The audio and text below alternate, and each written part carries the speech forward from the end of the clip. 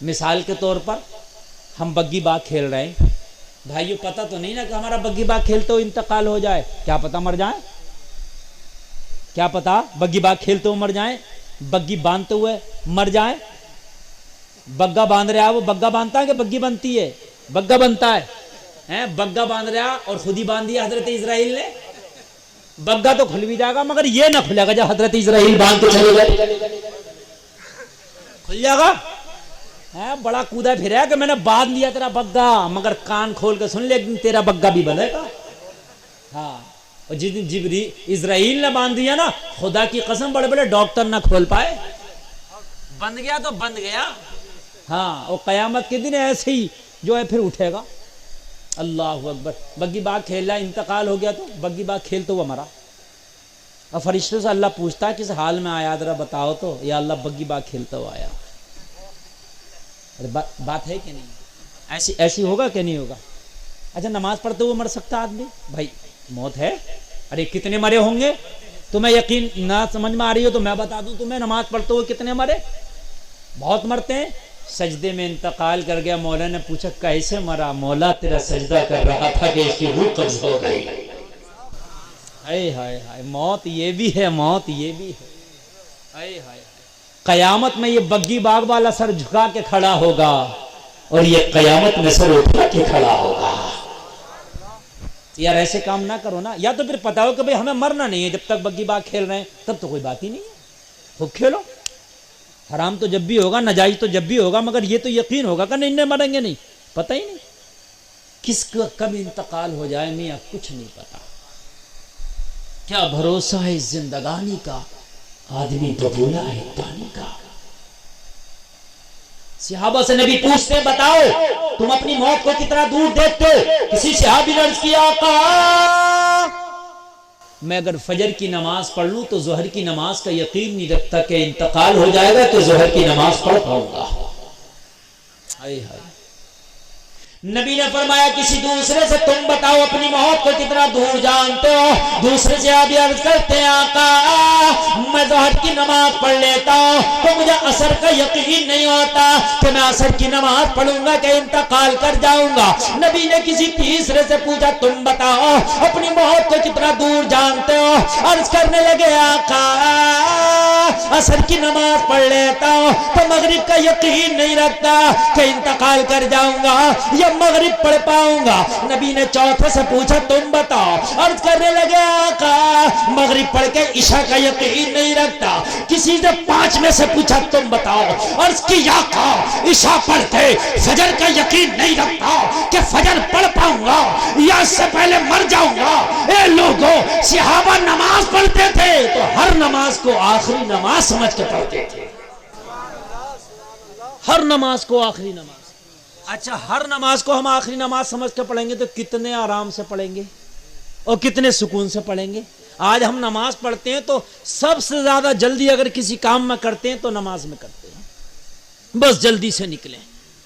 ہم نے آخری نماز سمجھ کے نہیں پڑھی، کاش ہم آخری نماز سمجھ کے پڑھے ہوتے نا تو خدا کی قسم کھا کے کہتا ہوں پھر ایسے نہ پڑھتے جیسے کہ مرغی اپنی چونچ سے دانہ ٹونگتی ہے، بلکہ ایسے پڑھتے کہ نماز میں اتنا مزہ آتا ہے جتنا مزہ کسی چیز میں نہیں آتا۔ دنیا کی ساری لذتوں میں سب سے زیادہ لذت والی چیز اگر کوئی ہے تو وہ نماز ہے۔ مولا علی کے تو تیر لگ جائے تو نماز میں کہیں نکالنا، اس لیے کہ مجھے نماز میں پتہ ہی نہیں چلتا دنیا کا کیا اور اپنے جسم کا۔ علی تو اپنے آپ کو بھی نماز میں بھول جاتا ہے، بس علی جب نماز پڑھتا ہے تو پھر رب کے جلووں میں کھو جاتا ہے۔ یہاں تو نماز میں بھی ذہن اپنی جگہ نہیں ہے، دنیا پوری دنیا میں بھاگ رہا ہے ذہن، اسے خرافاتی اتنا ہو گیا ذہن، یہ رک ہی نہیں رہا، یہ نماز میں بھی بھاگ رہا، سمجھ رہے ہیں آپ؟ تو لوگوں، مرنا سب کو ہے، موت ایسی ہونی چاہیے، موت ایسی ہونی چاہیے کہ ہمارا خاتمہ ایمان پر ہو۔ خاتمہ ہمارا کائے پر ہو؟ زور سے بولو، کائے پہ ہو؟ ایمان پر ہو۔ ورنہ تو ہم نے مالدار بہت تھے، امیر بہت تھے، لیکن خاتمہ ایمان پر نہ کر پائے نا تو ہم سے بڑا بے وقوف کوئی نہیں ہے، ہم سے بڑا احمق زمانہ کوئی نہیں ہے۔ لوگوں، آج ہمارے پاس جوانی ہے، آج اللہ نے ہمیں جوانی کے یہ ایام دیے ہیں تو ہم فیشن میں نہ گزاریں اسے. ہم جوانی اپنی فیشن میں گزار دیتے ہیں. ہم سوچتے ہیں داڑھی تو ہم رکھائیں گے بوڑھے ہو کر کے, کرتا پجامہ پہنیں گے بوڑھے ہو کر کے, نماز پڑھیں گے بوڑھے ہو کر کے. جوانی میں تو مزے لینے کے لیے ہے. جوانی مزے لینے کے لیے نہیں ہے, جوانی عبادت کرنے کے لیے ہے. جوانی بھر فیشن کرتے ہیں اور بڑھاپے میں جب ہم آتے ہیں تو اب ہمیں سوچتا ہے کہ ہم توبہ کر لیں. لوگوں, اللہ نے جوانی دی ہے تو یہ جوانی کو عبادت میں لگا دو. اللہ نے جوانی دی ہے تو اللہ کو راضی کرنے میں لگا دو. اللہ نے جوانی دی ہے تو مصطفیٰ کی غلامی میں لگا دو. اللہ نے جوانی دی ہے تو دوسروں کی مدد کرنے میں لگا دو. اللہ نے جب کچھ دیا ہے نا تو یار دیکھو ایک بات بتاؤں, اپنے لیے زندگی تو جانور بھی جیتے ہیں, لیکن زندگی تو وہ ہے کہ تم انتقال کر جاؤ تمہارے بعد بھی تمہارا نام زندہ رہے.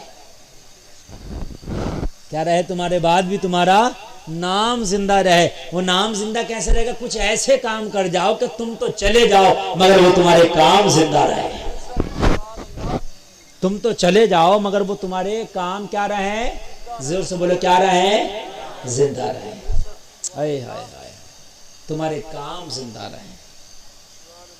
لیکن حد تو یہ ہے میاں, ہم تو اگر زندہ بھی ہیں نا تو لوگ دعائیں کرتے ہیں یہ کب جائے گا, کیونکہ ہمارے کام ایسے ہیں نا. پڑوسی ہم سے خوش نہیں, خاندانی ہم سے خوش نہیں, گھر والے ہم سے خوش نہیں, ماں باپ کو ہم نہیں چھوڑ رہے. اب مجھے بتائیے آپ, ہم تو زندہ رہ کے بھی لوگ کہہ رہے ہیں کہ یہ کب جائے گا, تو مرنے کے بعد کون یاد کرے گا ہمیں, ہے نا. کان کھول کے سنو, نبی فرماتے ہیں جس سے محبت کرو گے یہاں دنیا تو دنیا, میدان محشر میں بھی اسی کے ساتھ اٹھائے جاؤ گے. تم سوچ رہے ہو کہ دنیا میں ہم جو ہے غنڈہ گردی کریں ولی بن کے مرے, ایسا نہیں ہوگا. نبی فرماتے ہیں کہ جس قوم سے جس جماعت سے محبت کرو گے میدان محشر میں اسی کے ساتھ اٹھائے جاؤ گے.